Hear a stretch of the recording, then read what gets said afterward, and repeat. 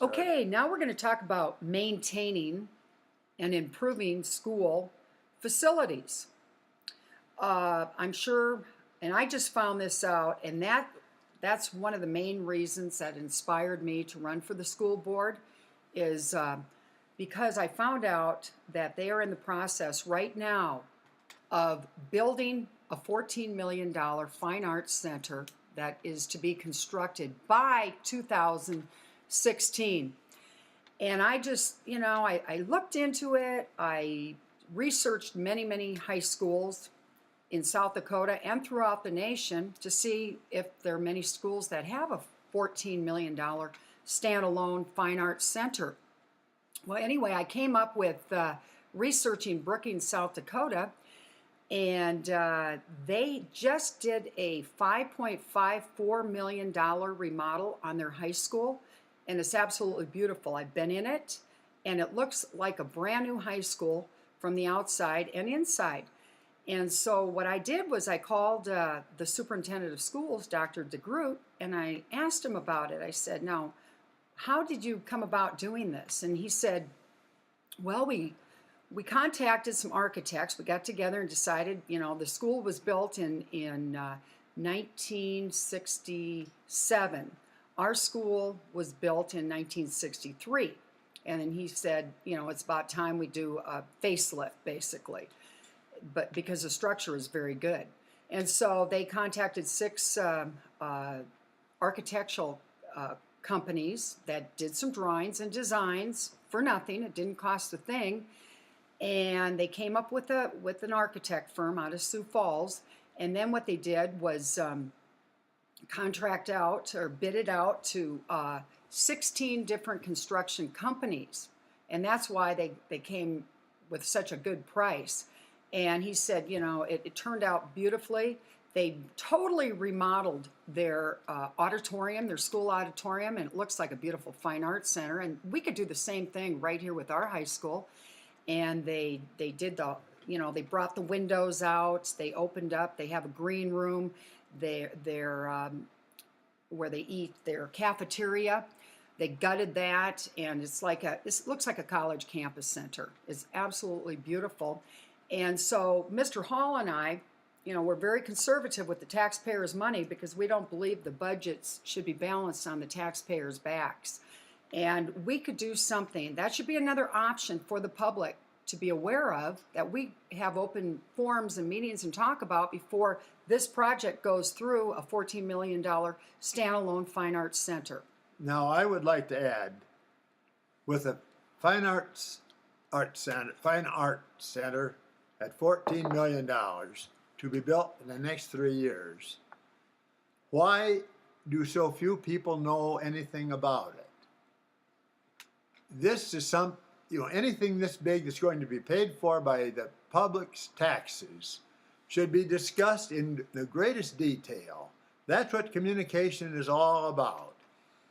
It's the superintendent's responsibility and the board's right and duty to keep the public informed about the planning and the studies, and they should invite different consumer groups in. And if this is going to be done by 2016, people should have been involved in this for several years before.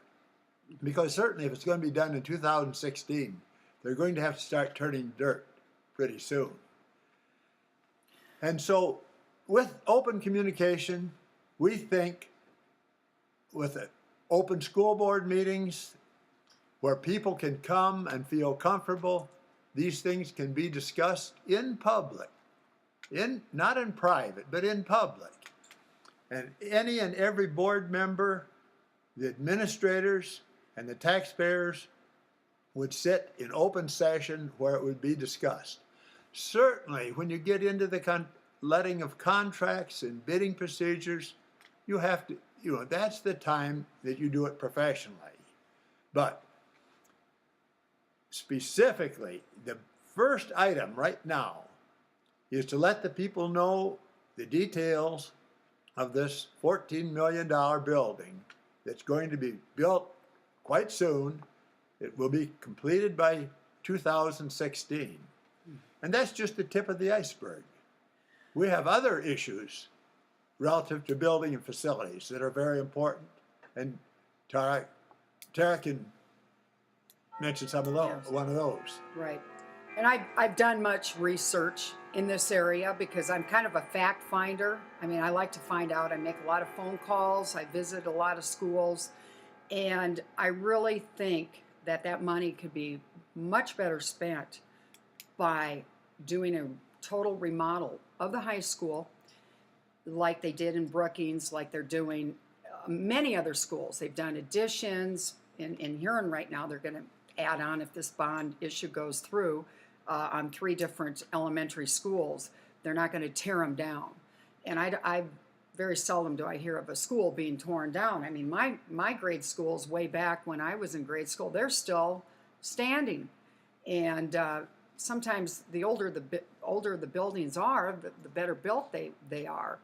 So I think that we really need to discuss these issues as far as what we're going to do in the future, because, you know, parents that do have small children now, I don't know that they want to wait 12, 15 years for a new high school. I think we can do something a lot sooner and have a very beautiful facility for our kids to go to school in without raising taxes at all. The general agreement that the high school was built in 1963. But what not a lot of people realize, as recently as 1991, they had spent $2.9 million for the last remodel. And there'd been a few other remodels in between those years. And like Tara says, do we have to tear that school down? Now, the real example of this is in Mitchell. The old Longfellow School had just undergone, finished up in 1994, almost $1 million of being remodeling. The principal said this is a very, very sturdy school, and it will be around as long as Rogers and Williams. Well, that was true, but she did not anticipate the attack by the bulldozer and the wrecking ball. Right. And I just think, you know, these are very, very important issues to deal with, and costly issues, and very concerning to the taxpayers, because, I mean, every year it seems like our property taxes go up, up, up, and we need to do whatever we can to, you know, keep property taxes low and do the right thing for the community, for the kids, for the teachers. It's got to be a community involvement. And right now, I don't think, you know, special interests should, you know, win out. And just last week, I went to the show choir at the Corn Palace, and it was absolutely phenomenal. And sitting in the Corn Palace is probably one of the most beautiful venues you can be part of. And they did a phenomenal job. The dinner was great, and the performances were wonderful. And I just can't see holding those performances anywhere other than the Corn Palace, because people love the Corn Palace. It's iconic. People come from all over to see the Corn Palace, and to separate from the Corn Palace to have your own facility makes no sense to me whatsoever. Just like if the school wanted to build their own gym and have their basketball games held there. I couldn't imagine playing basketball games anywhere other than the Corn Palace, or having show choir performances at the Corn Palace. Now, I'd like to jump in here. Again, if Brookings could, for $6 or $7 million, have a really significant remodel of their facility, which was perhaps 4 years newer than the Mitchell School, why couldn't the Mitchell schools take twice that amount of money take that $14 million that might be spent in haste to build a fine arts center, but take that $14 million and combine remodel of the high school, including a fine arts center portion, and have one facility rather than two separate facilities, which would require two separate heating systems. You'll get some economy if you could start coordinating these features. Again, why should students traipse from one end of an area in the winter weather that we have, from one area to the other? Have the high school unit as a unit. And do we have to wait till 2025 for the new high school? If we can do this Fine Arts Center in the next 3 years, if we put our shoulder to the wheel, the whole works can be done by 2016, maybe 2017. And so the kids wouldn't have to wait another dozen years.